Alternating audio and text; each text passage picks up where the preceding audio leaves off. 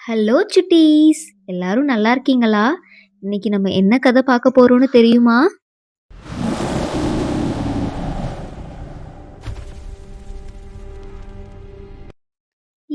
நம்ம இன்னைக்கு ஒரு லயன பத்தின ஸ்டோரி தான் பார்க்க போறோம்.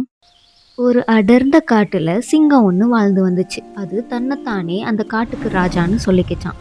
மற்ற விலங்குகளுக்கு இந்த சிங்கத்தை சுத்தமா பிடிக்காது. ஏன்னா இந்த சிங்கம் தன்னோட பசிக்காக மட்டும் இல்லாம பொழுதுபோக்குக்காகவும் நிறைய விலங்குகளை வேட்டையாடி கொன்றுச்சான்.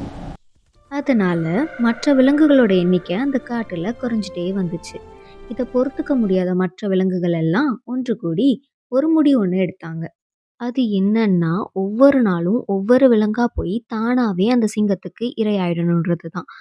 அதன்படி அடுத்தடுத்த நாள் யார் போகணுன்றது முதற்கொண்டு அவங்க எல்லாமே பிளான் பண்ணிக்கிட்டாங்க. அதற்கு அந்த சிங்கமும் சம்மதம் தெரிவிச்சிருச்சு.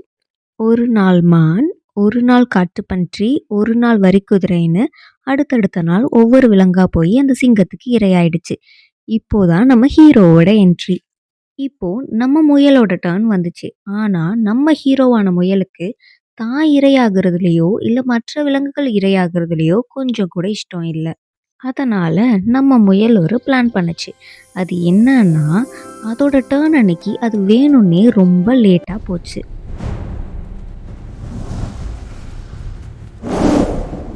அதனால பயங்கர பசியிலையும் கோபத்திலையும் இருந்த சிங்கம் முயலை பார்த்து, நீ லேட்டா வந்ததுனால நான் இந்த காட்டுல இருக்க மற்ற விலங்குகள் எல்லாத்தையுமே கொல்ல போறேன்னு சொல்லுச்சான். அதுக்கு அந்த முயல் தான் வர்ற வழியில இன்னொரு சிங்கத்தை பார்த்ததாகவும், அது தான் தான் இந்த காட்டுக்கு ராஜான்னும் தனக்காக உணவு கொண்டு வர சொல்லி சொன்னதாகவும் இந்த முயல் சொல்லுச்சான். This forest is mine. None shall challenge me.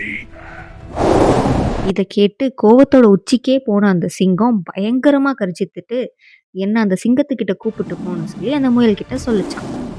அதுக்கு அந்த முயலோ அந்த சிங்கம் பார்க்கறதுக்கே ரொம்ப ஆக்ரோஷமா இருந்துச்சுன்னும் அந்த சிங்கம் இந்த கிணத்துக்குள்ள தான் இருக்குன்னு ஒரு கிணத்தை காமிச்சு சொல்லுச்சான்.